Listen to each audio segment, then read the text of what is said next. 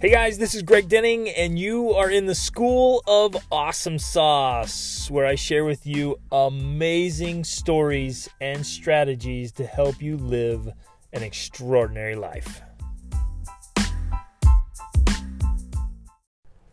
Hey guys, I'm so excited about life right now, and things are just going so well. And it's because we got things going, man. We got things to look forward to and things to do and challenges in front of us. You guys, I've told you about that many times, that when you have a challenge and when you have something to look forward to, it just gives you life and excitement. And we're training for some big adventures that are coming, and it's so exciting. Of course, I've told you we have Mongolia. We're leading a trip to Mongolia. We're currently planning a couples trip to Japan. We're also doing a family wilderness adventure camp in California. And you guys, you can always check out the trips. You may want to bring your family or send your youth and come on trips with us, because they're life-changing. They're seriously transformational and awesome. And you can always find our trips at worldschoolacademy.com. So excited about that, but we're climbing this mountain I've been telling you about. And so yesterday morning I get up with my boys, and I'm like, we know we need to do some training and hit some mountains and get some serious elevation in, and some leg burn and some lung burn to get ready, because this mountain's going to be grueling. But I've been putting it off because it's just been raining and snowing. And so kind of really without even thinking about it, I was like, oh, we'll wait till the weather's better. And I woke up yesterday, it snowed again. So I knew the mountains were covered. And so we went about our morning routine. We just going along with our day. And then I was like, wait, what am I doing? What in the world am I thinking? This isn't Greg Denning style. What is going on here? So I just yelled down the hallway. I'm like, boys, get ready. We're going hiking. And they're used to that kind of stuff and trained and conditioned for it, so and mentally ready. So they're like, sweet. So they put on their boots and we took off. Grabbed a couple little water bottles is all, and we headed over there. And it was cold and snowy, and we just hit it. And I think we did about 3,000 feet elevation gain in 2 hours, and pretty steep path, and just busted it up there. And the snow got deeper and deeper and colder, and then we were up in the clouds and the fog, and ended up just having this awesome adventure together with the two of us. It was so fun. My boys are 15 and 13 right now, and they're tough boys. And we got up there at the top. There was this sweet steep ridge, and they're like, can we do our backflips off there? I'm like, sure. So they both busted backflips off the side of the mountain on a steep snowbank, and oh man, it was so fun. And my legs and their legs are just screaming all day yesterday, and this morning they're sore. But so be it, right? That's what it's good, man. And in our family we have this motto, like, feel the pain, love the pain, and feel the burn and love the burn, and make it happen. And I just went and hit the gym again, even though I'm tired and didn't feel like going. But it's doing hard things, I would say, it has been one of the greatest blessings in my life. And I wanted to share a couple more stories how that kind of came about. I ended up, part of my story, and that was, I ended up having to do some pretty tough things there. But I started choosing adventures, and I think I got a little bit crazy, where I'm just like, you know what? I was taking risks because I felt like I had nothing to lose, and so I became kind of an adrenaline junkie. And started to teach myself how to do backflips and tricks, and then just started doing some more adventures, got into mountain biking and hiking, and then started cliff jumping and did some crazy big jumps, and then started meeting people and really getting into the adventure piece. And man, that's when things got awesome at that point. There's this place in Zion's National Park. It's actually outside of Zion's, but it ends up in Zion's, and this is in southern Utah. This is one of the most gorgeous national parks in the world. And there's this place in between it. So there's Kolob Canyon, and then there's Zion's, and there's this little place in between it called Kolob Creek. And as far as I remember, they only give out like 2 permits a year, and it's pretty intense. And luckily, my roommates were hardcore adventurers and mountaineers, and so they invited me to go along, and we went and got permits, and we had to put on we had to get wetsuits. We rented wetsuits and boots and beanies and gloves and everything, and then full packs. We had to pack everything, And it's a 2-day trip, but we were going to try to knock it out just going straight through. So we pack up everything. We get in the car at 4 a.m. to get over there and get started in it. And as I remember, we did about 15 rappels, and most of the rappels were you're over waterfalls and rappelling into pools. And you're out of the sun because it's in this deep canyon, deep slot canyon. So you're in the shade in ice cold water for hours and hours and hours. And it was amazing. It was so epic and so hard. At one point, my feet, we were going down this really mossy waterfall, and my feet slipped up because I had like a big heavy pack on. And so I literally was just rappelling head first into this pond, this pool, the next pool. And occasionally we'd have to rappel into the water, stay in the harness and the rope, stay roped up, swim across, and then go over the next falls. And then the last rappel is a huge drop, maybe 150 plus feet over this gorgeous waterfall. And then you get in there, you guys, and it was mind-blowing awesome. We saw like 300 feet waterfall and tadpoles and frogs like you couldn't believe, and fresh trout everywhere. Like you could just reach in and grab them. And we saw wonders and beauty in there that very few people on this earth will ever see. And it was just stunning and so fun and so hard. It was incredibly challenging. And we got back to our car at 1 a.m. And so we went from 4 a.m. to 1 a.m. just steady. And to get out of the canyon, we had to just climb out this steep climb, long hike. And it was a task, but worth every bit of it. Right? It was adventures like that, especially because they were fun, and I felt the excitement of the adventure. Now, some of you are like, that doesn't sound fun at all. It just sounds like torture and suffering. And to be honest, a lot of mountaineering is that way. Like, it's just a lot of hurt. But it's the same when I did triathlons. It was a lot of hurt. And while I was doing the race, I'd be like, why do I do these things? This is horrible. This feels horrendous. Like, I don't want to feel like this. And then I'd finish and be like, okay, when's the next one? I'm excited. And it was the challenge of doing something incredibly difficult. And if you enjoy it, or you enjoy part of it, that it makes it easier to do hard things. But little did I realize that just having that kind of adventure bug in me and a little bit of adrenaline seeker and getting out and doing challenging things, how much of a blessing and a benefit that would bring into my life. Another time, I was with another roommate in college, and he was into mountain biking like crazy. And so I started biking more and more. And we started doing these crazy downhills. And then he was like, let's do the loop. And one morning we got up and we did a 41-mile loop, but we rode from our apartment all the way down and up the canyon, which was a beast. Like all the way, like up the canyon. It was insane. And then we rode along the trail called the Wasatch Crest, which rides along the top of the Wasatch Mountains. It's one of my favorite rides. And then all the way out what's called Mill Creek Canyon. And we ended up getting some flat tires. I ended up getting like 3 flat tires. So we're stopping, and I replaced the tube, got another one, and then I was pumping it up and running and pumping up and riding and pumping it up and riding and just ride until it would go flat again.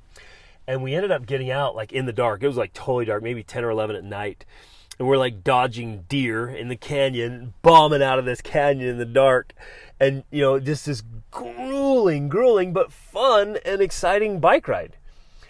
And in doing these hard things, it started to develop character. And I found that in my own experience that if you develop character and strength and stamina and endurance in one area of your life, it really starts to carry over to other areas as well. And so if you do it physically, it can carry over mentally and emotionally, socially. Or if you do it socially or mentally or spiritually, then it can carry over physically. But you have to choose it. And it makes you tough. And we get it in our heads that you just start to believe I can do hard things. which is I think one of the most powerful and important beliefs we can have in our lives. But here's the greatest challenge, and I'm seeing it again and again and again. And I work with people every day, and even this week I got messages again. I got a few emails and further messages, literally from around the world, and I'm seeing like one of the greatest problems in our day is that we live in a very affluent time, and our lives are really easy and comfortable. And in an effort, to live, quote, the good life, we're not doing hard things. And life, for most of us, life is really easy. Now, we might think it's hard. Can I be totally honest with you here for a minute? And this may not be a popular idea. But sometimes life isn't hard. We're just weak. Can I share that? I know some of you are like, those are fighting words. But like, hear me out here. Like if I protect myself and I shelter myself and I make my life super comfortable and easy, and then something comes along, it seems really hard to me. And maybe it is hard for me at that moment, but in perspective, it's not really that hard.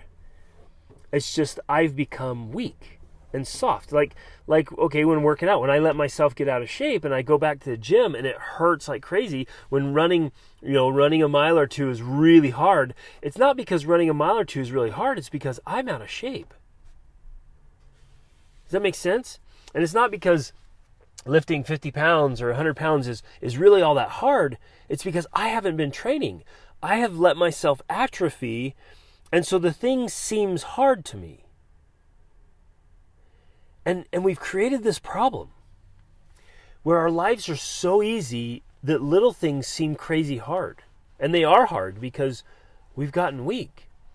And so the messages and the emails and the people I'm talking to again and again and again, got another one this week. Like these young adults especially, it's hitting them so hard. But I work with adults all week long too. And these young adults, they're going out to college. They're going out on missions. They're going out into the workforce. They're just going into adult life, and they can't handle it. They literally come running back home to mama and papa because they can't handle it. And then that hurts them, because then in their mind, like, I couldn't handle it, I couldn't hack it, and they're struggling so much mentally and emotionally, physically, and it takes its toll. Now they feel like failures. And now they reaffirm in their mind, I can't do hard things. It was too hard for me. And so then they come home and parents with the best intention, love, and help, like, okay, let's get all this, and more sheltering, more comforting, more coddling. And we're actually creating these massive problems for ourselves, and that's why we have these, they're called failure to launch programs, where you have these young adults, good people, with unbelievable amounts of potential, failing to reach that potential, to even get close to it, because they're not used to doing hard things. And so I think one of the greatest disservices we can do ourselves or our families is to make life easy and to not choose hard things. But when life is easy, because we have so much affluence and life's so good, then we have to choose challenge. Does that make sense? We actually have to choose it. And you'll notice that some of the toughest, best people, they're out picking really hard things. Yesterday while we were hiking, we met a couple of people that are ultra marathoners. They're doing ultra races. I mean, they were just running up this hill in shorts and a t-shirt in the snow. I mean, these are tough people, right? And they get things done. And a lot of people who are doing like Ironman races are multimillionaires, successful people in areas of their life because they've learned how to endure and persevere and to do hard things. So I don't think I've shared my swimming analogy. I want to share it. If I've shared it, I'm going to share it again because it's so worth understanding and remembering. I have some friends that can't swim. I think I did share this. Remember this, you guys? It fits here. I have some friends that can't swim, and if I throw them just 10 feet from water, 10 feet from shore and water, it's life-threatening. But for you and I, we just splash, play around, swim back. Not a big deal. And so what's life-threatening for one is play for another. And then, if we'd go 2 miles out, we'd be in trouble. And yet I have friends that swim that for a warm-up.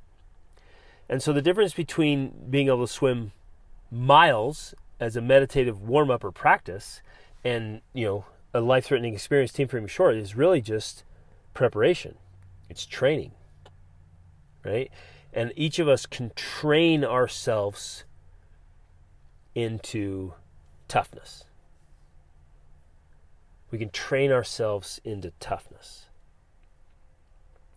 and into this ability to endure and work and push and do crazy hard things. So I want you to choose that. Choose it for yourself and model it. If you're a parent, please model this for your children. Please do hard things and invite them to join you, and then get them to buy in, to opt into doing hard things with you. My boys are tough. And it's because I invite them to come along and I lead the way, and I have since they were little. And I've challenged them to do hard things. And my girls are tough too. I don't want to leave them out. They're tough.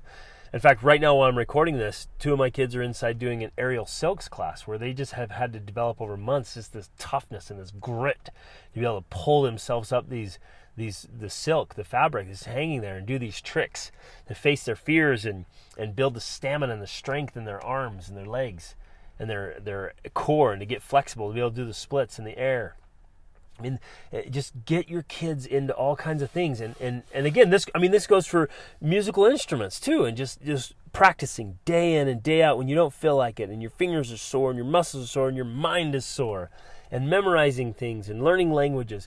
Just make sure your life is part of the strenuous life that Theodore Roosevelt talked about. I mean, we've got to do these things that will prepare us for life. It just breaks my heart to hear this. That email I got this week just breaks my heart. And it was literally dozens of young people going back home having failed at an attempt to start life as adults and to do something meaningful and special. They couldn't do it. And it's so disheartening and so sad, and it's so preventable. So you guys, this is why I'm so passionate about this. So I hope I'm not being misunderstood here. And these are good people, but if we don't build up those tough muscles, and I've found in life there's only one way, just one way to become tough, and it's to do hard things. That's it. There's no other way around it. There's no loopholes. There's nothing else. There's one way to become tough. I'm not talking about rough. I'm talking about tough. There's only one way to become tough, and it's to do hard things. And that needs to be a part of our family culture and a part of our life. And yes, of course, it is uncomfortable and often unpleasant. That's what makes it hard. And that's that common denominator of success that I often mention to you guys. By Albert Gray, he said it's the common denominator of success is that successful people are willing to do the things that unsuccessful people are not willing to do. And he says, guess what? The successful people, they don't want to do it either, but they do it anyways. That right there is the determining factor in ultimate success or failure. We've got to build up those tough muscles, that toughness, that inner toughness, and make that happen, you guys. We've got to get out and do that. And then awesome things come from it, right? And you're going to have to take some risks and do some hard things. I've done 12 triathlons. I've done some epic adventures. One time, it was in the afternoon. We had to do our study. We had to do a class and then studies when I was in the university. And then they were like, let's go rock climbing. We went up and we rock climbed up 3 pitches. And it took longer than we thought. And then we ended up rappelling out 3 pitches in the dark. It was crazy. And we were being safe. I don't want you guys freaking out. We were being safe with it, doing the best we can. But we ended up rappelling out 3 pitches and then hiking out. It was a great adventure. I can't remember if I told you about the triathlon in Costa Rica, where, well, let me tell you another one. I'll tell you about the one I did, the Xterra Championship. Not that I was a championship racer. I was just my goal was to finish these things.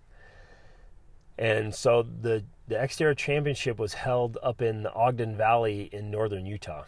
And you swim 1,000 meters in Pineview, and then you single track mountain bike up to Snow Basin Ski Resort, up the trail, which was a beast. And then you get off, and your transition there is in the resort, and then you run up the ski runs and do the trail running up there. And so it's just climb, brutal. And my legs were just locking up. My quads were just seizing. And I was walking stiff-legged and trying to get my muscles to relax and my Charlie horses to go away. And just pushing and grit. And yeah, you can give up. You could stop. But I wanted to finish. And I pushed. I ended up finishing that race. And that was one of the hardest things I've ever done physically. It was brutal. And yet it was enjoyable and beautiful and fun and challenging. And we have to choose. Choose challenge, my friends. Choose challenge. And it will bring unbelievable blessings and benefits and growth and insight and perspective and character and strength to every other part of your life. And so often, if you're struggling with something right now and you're having a hard time finishing things, it might be you need to build up some of those tough muscles to be a finisher, to get things done. Do what needs to be done, whether you feel like doing it or not. And man, that'll bless our lives. Awesome's always an option. Reach upward.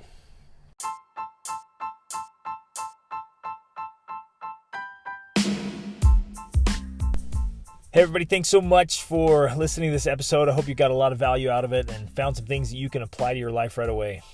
Hey, I'm being totally sincere when I say I live to help you live your extraordinary life. So I hope you'll reach out to me if you have any questions, or let me know how I can help you in any important area of your life. And in fact, this podcast is brought to you by the School of Awesome Sauce monthly coaching program. Take advantage of that. Get in there. If it's the best way to get a breakthrough to the next level so you can level up your health, your spirituality, your emotions, your mind, your relationships, your finances, business, every part of your life. Just get in there where you have a coach and a mentor. You have a supportive community to make things happen. So jump in there, take advantage of this, try it out, get in there with us, and level up your life. See you on the inside. Reach upward.